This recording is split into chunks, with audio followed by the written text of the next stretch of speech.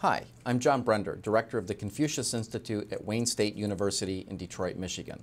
Since more and more Americans are considering work or study in China, the Confucius Institute at Wayne State University has produced the following video about young Americans who have lived in places like Beijing, Wuhan, and Nanjing. In addition to asking about what sparked their interests and what they initially expected to find, we asked about their perceptions of Chinese education, work environments, families, and personal relationships. We hope this film will provide you with some open, honest, and objective insights about China, and that the participants' observations and commentary will help you make a more informed decision about working, studying, or doing business in China.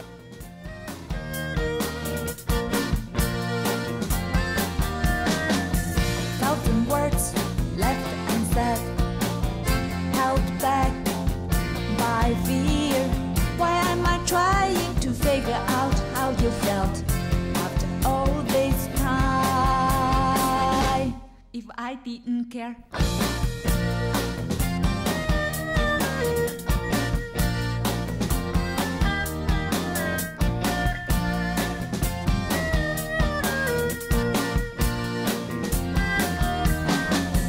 Thousand words left unsaid, held back.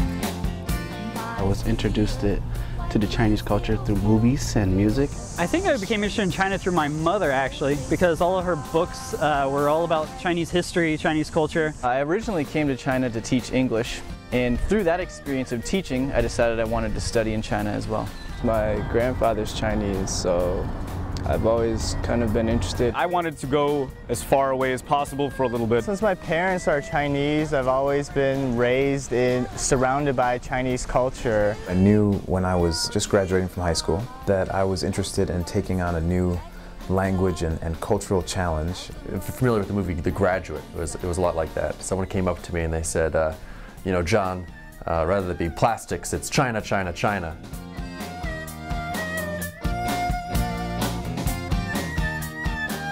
My main expectation was that it would be exciting and that I wouldn't know exactly what to expect. I kind of wanted to be shocked, actually.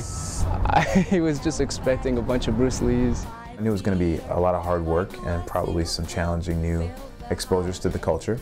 Everyone explained to me that it was a very homogeneous society. I found that that wasn't the case at all, that there was many diverse different cultures. I had absolutely no expectations at all. I had no idea what to expect. I had no Chinese language background when I went. The biggest initial shock to me was the amount of people. Everywhere, people. Tons of people. People everywhere. Just driving from the airport was shocking to me because I remember looking around and just seeing things that I could not read or understand. I don't know what was going on. The biggest initial shock was when we rolled into the university. I thought we had arrived at a high school, because the students just looked so different. There's just so many different types of cultures that have developed over thousands of years, converging on one city at one time, that it was almost overwhelming. By fear, why am I trying to figure Chinese families are close and together. Households will have maybe 3-4 generations in one home. The grandparents usually take care of the child. Usually they're retired, so they'll take care of them when they're a baby. The really great emphasis on taking care of one another and the parents' role of taking care of the child and the child's role of taking care of the parents as they get older. They have a deep sense of responsibility towards their parents. They often feel like they need to do what their parents tell them. They have this saying in China called the little emperor. And basically the kids in the family become little emperors because they're single child families and they have huge expectations put on them, but at the same time they're given the world. I noticed that one of my friends would never sort of thank his parents for anything. And he told me, he said, like, you know, we don't say thank you to our parents. I sometimes would ask Chinese friends, what kind of a relationship do you have with your parents? Do you get along? And they would just kind of shrug and say, it's my parents. You know, what do you mean? you never care enough to tell a lie? Chinese students generally have fewer friendships, but they're deeper and longer lasting. Maybe they'll start by giving you a gift. And then if you want to show them that you also want to build friendship, then you need to give them a gift. You'll go to lunch and it is expected that one of your friends will pay for you. You don't say thank you, and then next time you take them out for lunch. So-and-so is a good friend to me because they are very good to me. It seemed to be much more in their sphere about reciprocal treatment. Chinese friends will hold hands with each other, guys and girls. I always thought that was kind of fun. One of the very early surprises I had was how readily my Chinese friends would borrow my things. Friendships are very important because if you need something done in China, it's very useful to have people in higher positions. And if you're really close friends with somebody, they will just like burn every bridge or do whatever they can. The students are together with a class of students, and that class of students is together for 4 years, and they take at least their core classes together, and they live together, and they play together. The approach has largely been on rote memorization in the past. There's a lot less effort, I think, made in Chinese schools to explore children's inner creativity.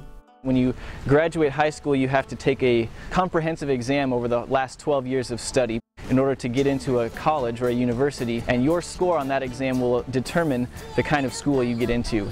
If you don't get into a good college, you won't get a good education, and then you won't be able to find a good job.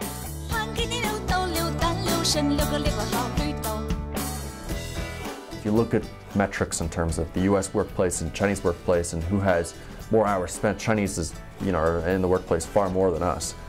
I think Chinese people generally work longer hours. In their heart, they might not always like it, but they know it's expected and they will do what's expected of them. Everyone had this strange reverence for the boss. There was not very much separation between where you lived and where you worked, and the people you lived with were the people that you spent time with and you interacted with on a daily basis. Even if there's a conflict, they'll try to still smile and preserve the feeling of a good relationship. I arrived at my Chinese university where I was teaching at, and we had no idea what we were teaching and we had no idea what we were doing, and that was okay. That was totally normal. Before the start of the semester, you don't even necessarily know when the first day of classes is going to be until the weekend before. That's just a different cultural feature of China. They make decisions on a different timetable than we do.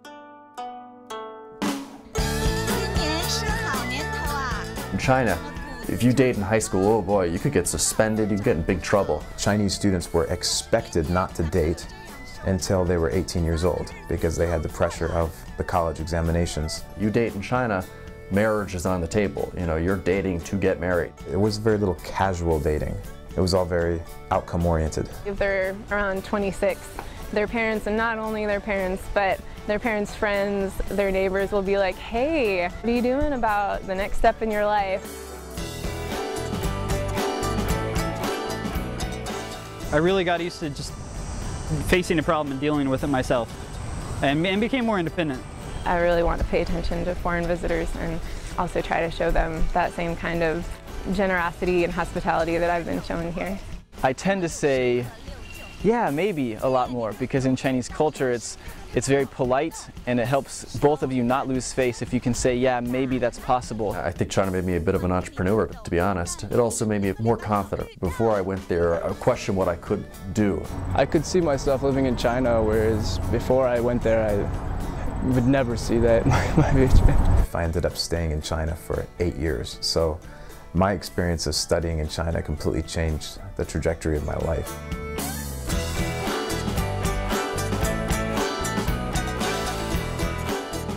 Practice your Chinese. Try not to speak English so much. If you try to speak Chinese and go out of your way, it goes a long way. The best advice I can give is to read some sort of history about China before you go. Try to figure out what it is that you like, whatever it is. Think about that plus China. Don't just think about the language and the culture in itself. You just gotta have fun and get over any insecurities as fast as you can. I found the people who enjoyed it the most were the people who were taking the most risk. If you're young, you're going over there, might as well just try to really reach out and do some crazy things. By all means, come. It's an awesome experience. It really opens your eyes. And I encourage anyone else interested that they should just go for it.